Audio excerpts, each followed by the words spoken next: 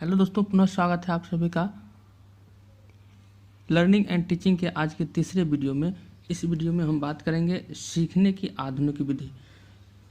पिछले दो वीडियो में हमने अधिगम पढ़ाया है और अधिगम को प्रभावित करने वाले कारक के बारे में पढ़ाया है। आज शुरू करेंगे सीखने की आधुनिक विधि। सीखने की आधुनिक विधि जो है यह बहुत ही महत्वपूर्ण है। आप बच्चे को जो है किस आधुनिक विधि से, अगर कक्षा में जा रहे हैं तो किस विधि से आप उसे पढ़ाएंगे। अगर बच्चे आपकी बातों को नहीं समझ रहे हैं, आपके पढ़ाए हुए बातों को नहीं समझ रहे हैं, तो आप किस विधि का प्रयोग कर करके जो है बच्चों को आप सिखाएंगे, उसी विधि के बारे में जो हम आज बात करेंगे। चलिए शुरू करते हैं। कहता है सीखने की विधियां का अधिगम प्रक्रिया में महत्वपूर्ण स्थान है। कुछ विधियों से सीखा गया ज्ञान अधिक अस्थायी होता है। कुछ ऐसे विधि होते हैं जिससे जो है बच्चों बहुत जल्दी सीख जाते हैं और उसको जो है ज़्यादा समय तक याद रखते हैं। कहते हैं इसमें जो है खेल विधियाँ या करके सीखने की विधि, मनोवैज्ञानिक विधि एवं आधुनिक विधि का ज्ञान सिद्धता से प्राप्त किया जा सकता है।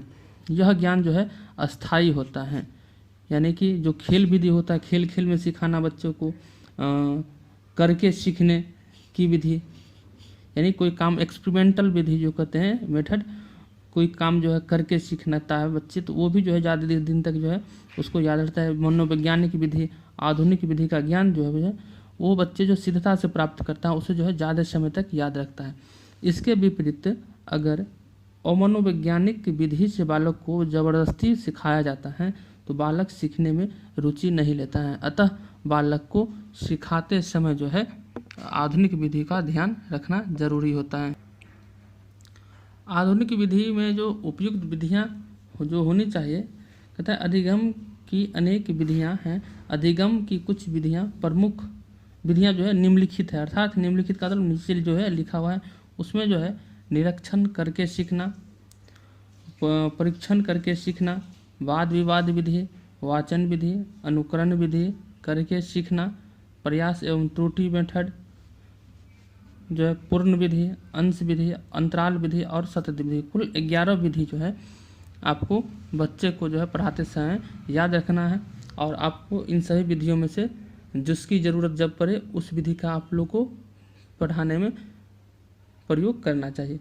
सबसे पहले देखते हैं करके सीखना विधि, इसमें क्या होता है, इसको कैसे हम समझें। करके सीखने की विधि में क्या क्या होता है, कैसे हम बच्चे को करके सिखाएंगे। तो कहता है करके सीखने में बालक किसी काम को स्वयं करने से बालक को कार्य को स्वयं करने का अभ्यास हो जाता है। परिणाम स्वरूप वह कार्य सीख जाता है। अगर बच्चे को कोई एक्सपेरिमेंट है, प्रयोग है, तो उससे जो बच्चे जितना करेंगे उससे बच्चे जो है उतना ज़्यादा सीखेंगे। तो इसी को कहता है करके सीखने का विधि। अब आता है निरीक्षण करके सीखना।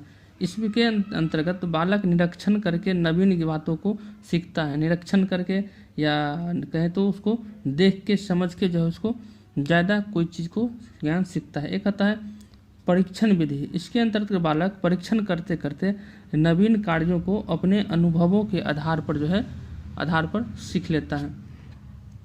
अब आता है वाद विवाद विधि। वाद विवाद के अंतर्गत अन्य व्यक्तियों से वाद विवाद करके सीखता है, यानी इसको जो है डिस्कशन मेथड कहते हैं। वाद विवाद को जो है क्लास में देखेंगे 3-4 बच्चे के ग्रुप में जो है कोई ऐसे पॉइंट रहता है, टॉपिक रहता है जिसपे उसे अगर समझ में नहीं आवे तो उसमें जो है अपने वाद विवाद करके जो है आपस में बातचीत करके जो है उसको जो है अच्छी से सीख लेता है और वो ज्ञान जो है उसको ज़्यादा समय तक काम करता है।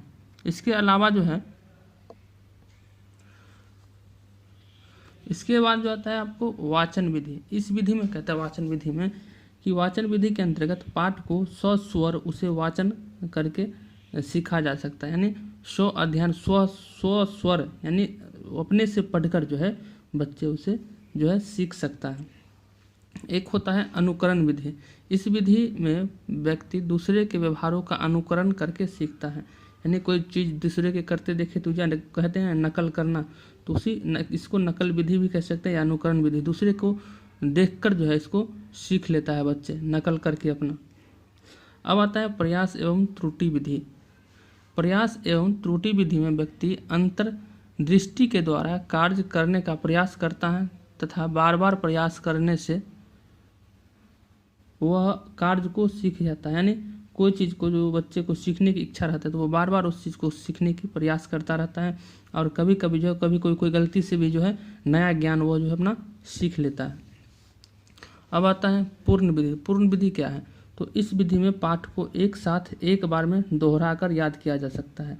यानी बच्चे जो है इस विधि में, पूर्ण विधि में एक बार जो है एक साथ जो है एक बार में दोहरा कर उसको पढ़ जाता है और उसे सीखता है। अब आता है पाठ या अंश विधि। अंश विधि में पाठ को सुविधा अनुसार थोड़े थोड़े अवकाश के बाद दोहरा कर याद किया जाता है। यानी अंश विधि जो है इसमें बच्चे क्या करते हैं कि थोड़ा थोड़ा देर पर जो है थोड़ा थोड़ा कर के जो है उसको दोहरा कर इसको सीखता है, तो उसको जो है हम अंश विधि या पाठ विधि कहते हैं। अब आता है अंतराल विधि। अंतराल विधि भी लगभग इससे मिलता जुलता है। इस विधि में पाठ को सुविधा अनुसार थोड़े थोड़े अवकाश के बाद दोहरा कर याद किया जाता है। इस विधि में भी जो है अपना सुविधा अनुसार जो बच्चे थोड़े थोड़े देर पे अवकाश के बाद दोहरा कर याद करता है। अब आता है सतत विधि। सतत विधि में पाठ को एक ही बैठक में अनेक बार दोहरा कर जो है याद किया जाता है। सीखने की उपरोक्त विधियां एक दूसरे से भिन्न नहीं हैं।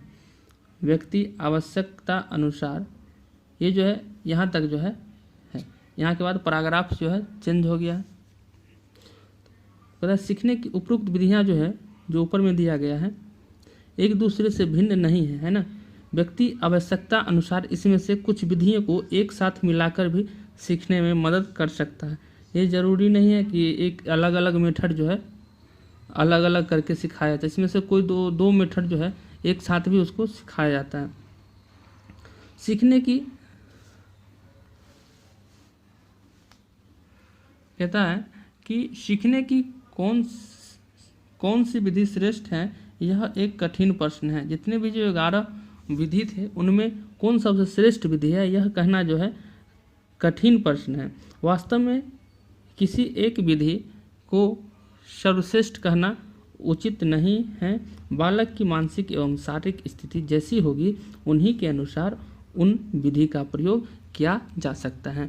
यानी कि इस विधि के प्रयोग करने से पहले आपको कक्ष में बच्चे की जो है मानसिक स्थिति को देखना है कि वह किस विधि से समझ सकता है। उसी तरह से जो है उसी अनुसार वह विधि जो है उसके लिए सर्वश्रेष्ठ होगा।